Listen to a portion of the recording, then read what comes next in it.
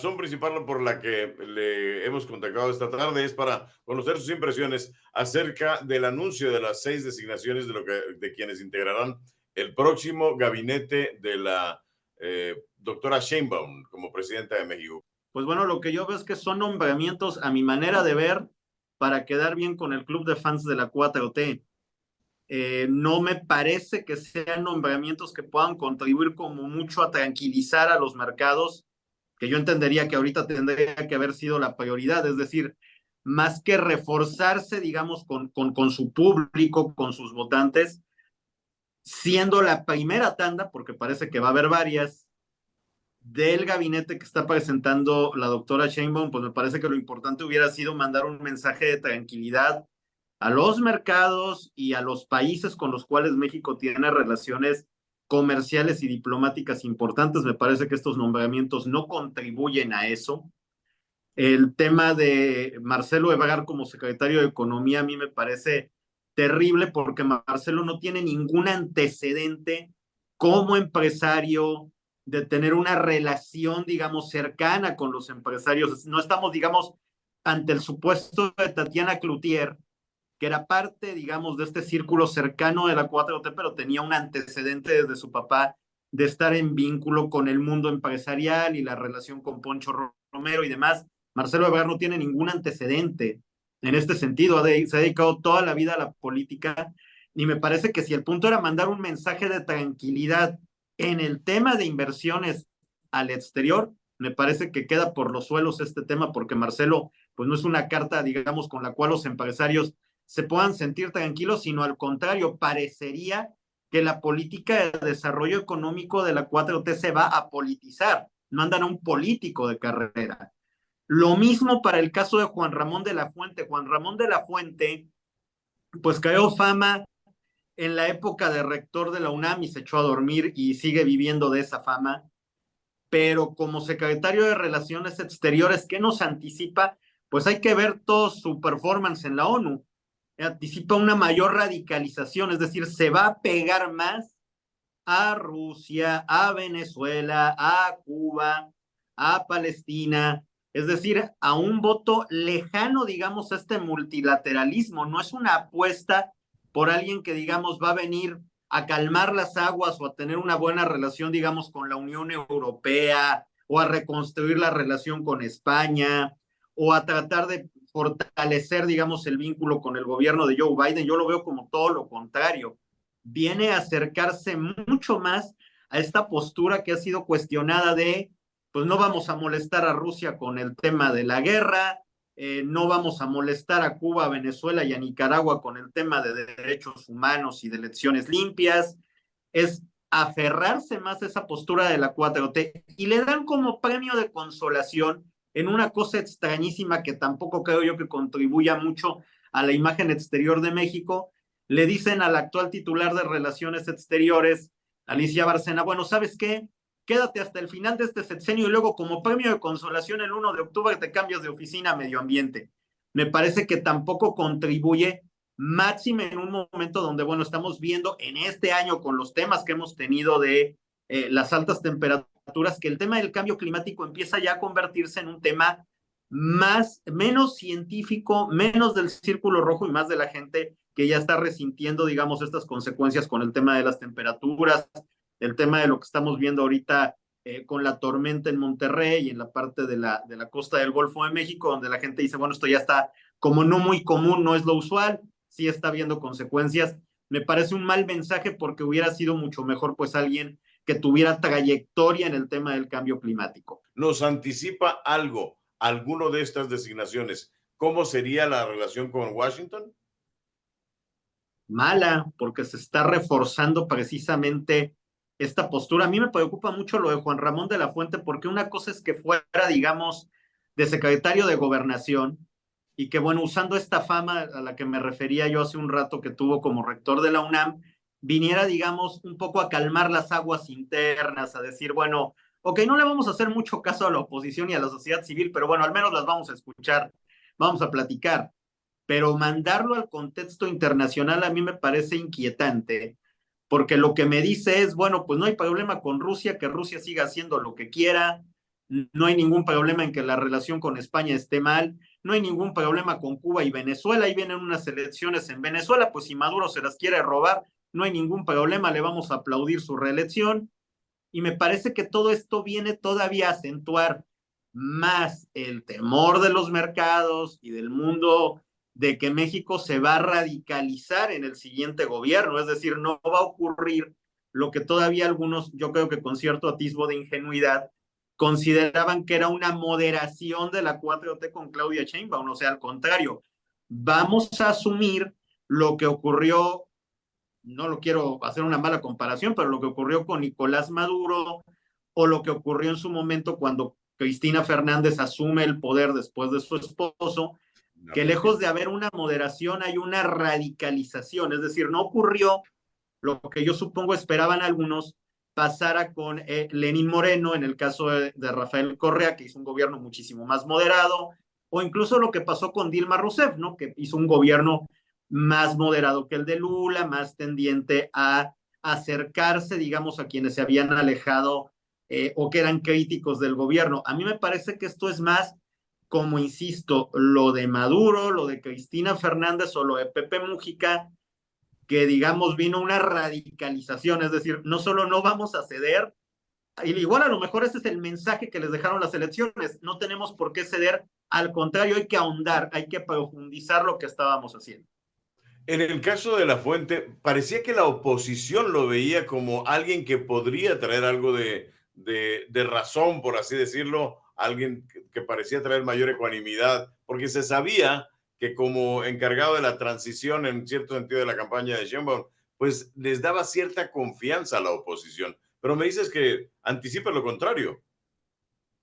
Sí, por la posición. Considero que le hubiera dado confianza a la oposición como secretario de Gobernación, porque la oposición hubiera dicho, bueno, vamos a tener un tipo que al menos va a dialogar, pero llevarlo al contexto internacional, es decir, aquel sea el que guíe la política exterior de México cuando acaba de ocurrir, pues este tema de que Rusia se estaba viendo presionada para llegar a un acuerdo de paz, y pues México ha sido de los países que, digamos, le ha tendido una soga y le ha dicho, pues no hay problema, tú síguele ahí, por favor no molesten al señor Putin. Me parece muy inquietante porque, ¿qué pasaría, por ejemplo, si Joe Biden se reelige otros 4 años? Digo, porque a lo mejor también es que están haciendo este tipo de cuentas felices, ¿no? Dicen, a lo mejor gana Trump y todos felices, ¿no? Trump es amigo de Putin, entonces pues vamos todos a hermanarnos y vamos a hacer aquí un gran eje bolivariano republicano continental donde todo va a ser coser y cantar. A lo mejor ese es el punto, consideran que esas son en lo que va a pasar, están haciendo esas cuentas felices y dicen, pues ahí Juan Ramón de la Fuente como anillo al dedo, diría el presidente, ¿no?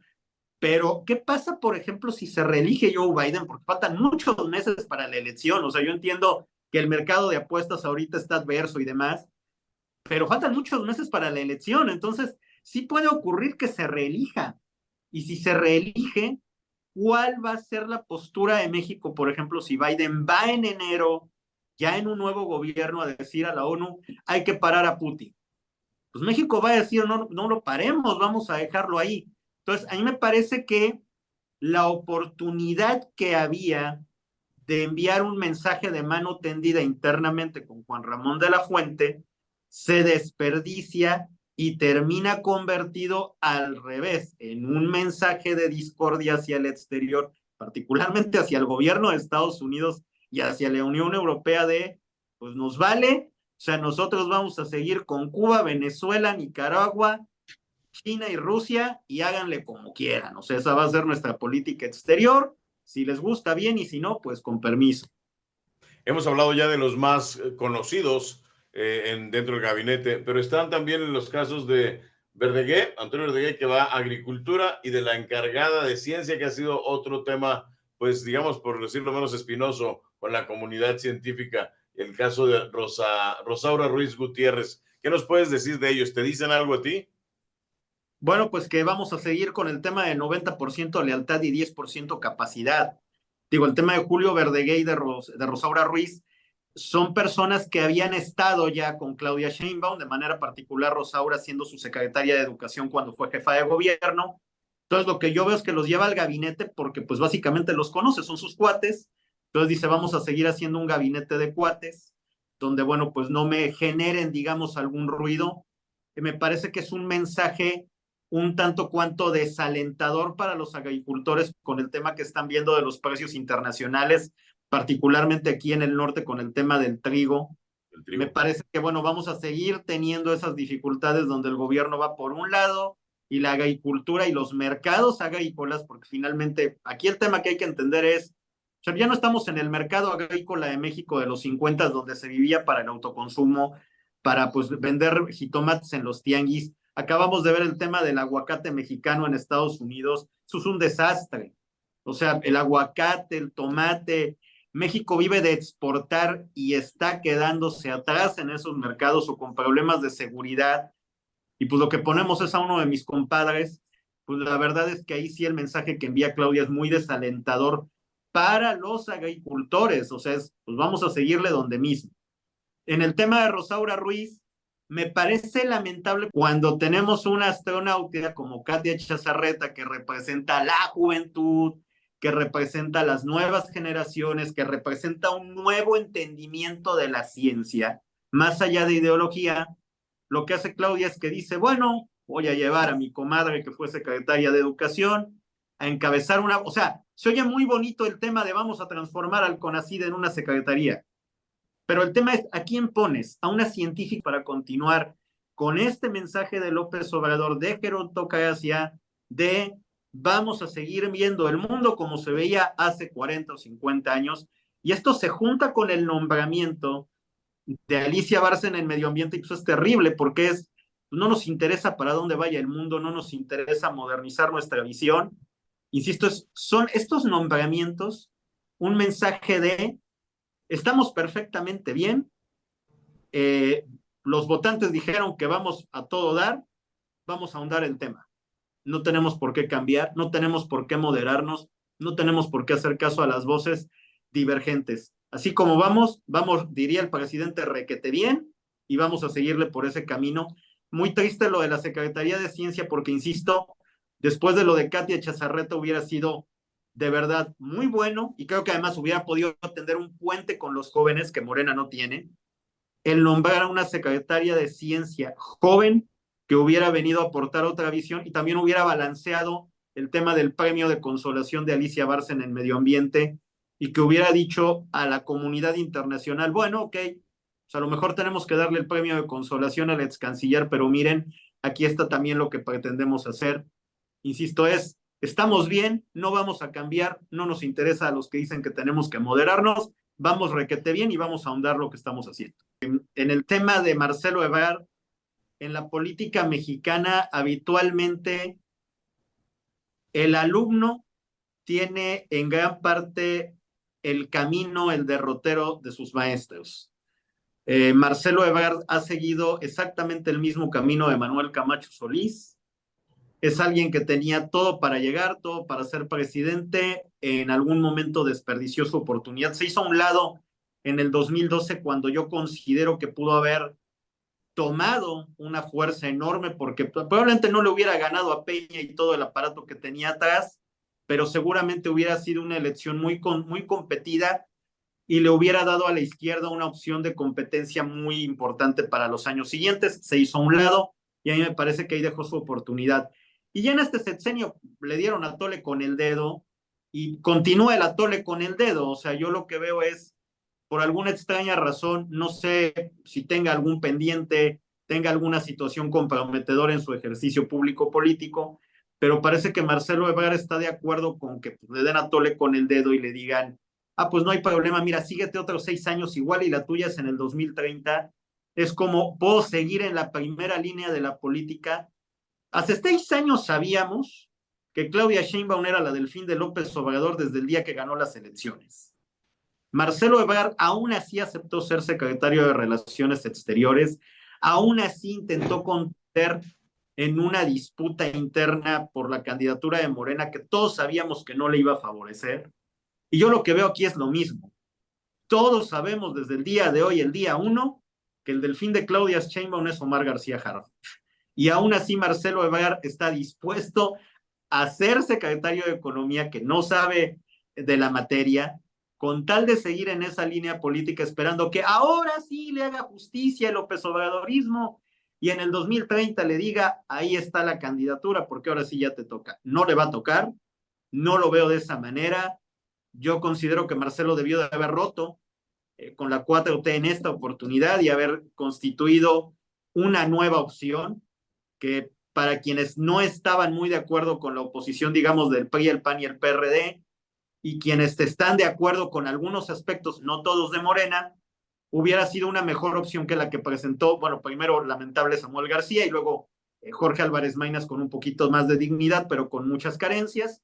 Me parece que Marcelo hubiera podido constituirse en esta opción y que en este momento hubiera podido tener un capital político y un polo de votos importante para ahí sí, en el 2030 decir, bueno, vamos a hacer un cambio que no implique una ruptura con la 4T que pueda generar lo que ha pasado en otros países cuando se va este tipo de izquierda, pero que a la vez se aproxime a ciertas ideas de la oposición. Me parece que Marcelo Ebrard, insisto, consciente que le den a tole con el dedo otros 6 años, no le van a dar la candidatura, pero bueno, me parece que no sé por qué razón, insisto, si tiene algún dossier comprometedor por ahí o qué ocurre, pero él está muy conforme con esa idea de que el López Obradorismo lleve 12 años y va a sumar 18 dándole a tole con el dedo.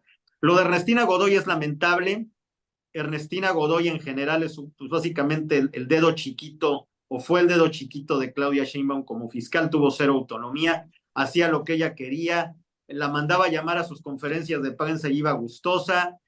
Claudia Sheinbaum decía hay que hacer esto, el tema por ejemplo con el feminicidio de Adriana y todo lo que rodeó al tema del fiscal de Morelos, Uriel Carmona, pues ahí claramente se vio que había cero autonomía de Ernestina Godoy, eso y muchos otros casos, pero ese fue pues particularmente uno de los más ejemplificadores. Que vaya como consejera jurídica, pues nos habla de que va a ser peor que el caso de Julio Scherer con López Obrador. Es decir, si en un momento a Claudia se le ocurre enfilar contra un opositor, pues va a ser, le va a mover los hilos para enfilarlo. Yo veo el nombramiento de Ernestina Godoy, toda comparación es odiosa, pero como lo que ocurrió con Amador Rodríguez Lozano en la época de Bonilla, alguien que va a estar dispuesto a modificar las leyes, ahora sí que el Carlitos Peck de Vargas, el de la ley de Herodes, vamos a modificar la constitución, ¿cómo la quiere modificar, doctora? Ah, pues que diga que la reelección puede ser ilimitada, perfecto, no hay ningún problema. Oiga, ¿qué más quiere? No, pues que diga que ya no van a ser 11 magistrados los del Poder Judicial nuevo, ahora que diga que van a ser 3, perfecto.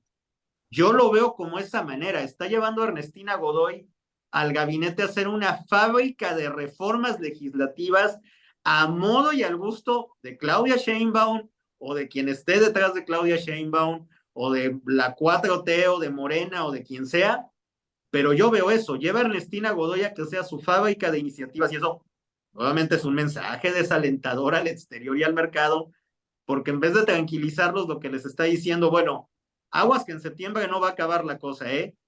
Todo mi sexenio yo voy a hacer todas las reformas que se me antojen y pues aquí tengo a mi secretaria para escribirlas y las va a escribir al gusto de lo que yo le diga, porque pues como fiscal tenía cero autonomía, como consejera jurídica, pues mucho menos va a poner en papel lo que yo le dicte.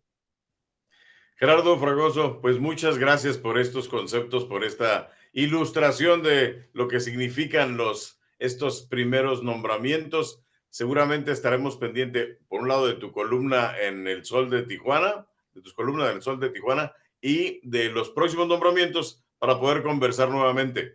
Me parece que tampoco envía un mensaje muy tranquilizador el hecho de que primero haya argumentado la presidenta electa que iba a nombrar a todo su gabinete en esta semana, luego dijera vamos a ir por tandas. Me parece que en ese sentido todo eso genera más inquietud porque daría la impresión o enviaría el mensaje de que no tiene listo a todo su equipo, de que está viendo jaloneos. Y por ejemplo, si eso lo sumas al tema de Alicia Bárcena, pues te daría la impresión de que a lo mejor está cabildeando el equipo con el presidente saliente. Entonces, tampoco manda un mensaje de tranquilidad. Claudia lo que tiene que entender es, necesita enviar un mensaje de que no va a ser una Cristina Fernández y sobre todo de que no va a ser una Dilma Rousseff o no va a ser un Nicolás Maduro. Y está enviando exactamente ese mensaje, el voy a hacer esto. Y me parece que tendrá, insisto, que ser un mensaje de tranquilidad, de continuidad, se entiende, pero en este sentido, en esta postura de va a haber continuidad, pero la va a haber, yo tengo el control, yo soy, who's the boss, yo soy, y además aquí están mis caras para que las analicen, las cartas que yo voy a tener, las pueden analizar y les estoy dando tiempo de que lo hagan porque no hay como cadáveres ocultos en el closet. Me parece que eso no está bien el hecho de la tanda, porque además la tanda, ok, ¿y cuándo va a ser la siguiente? ¿No? En agosto o la semana que entra, genera más incertidumbre, entonces me parece que mal manejado esta presentación. Nuevamente, muchas gracias, Gerardo. No, al contrario, gracias a ti, Vicente, y pues a todo el público.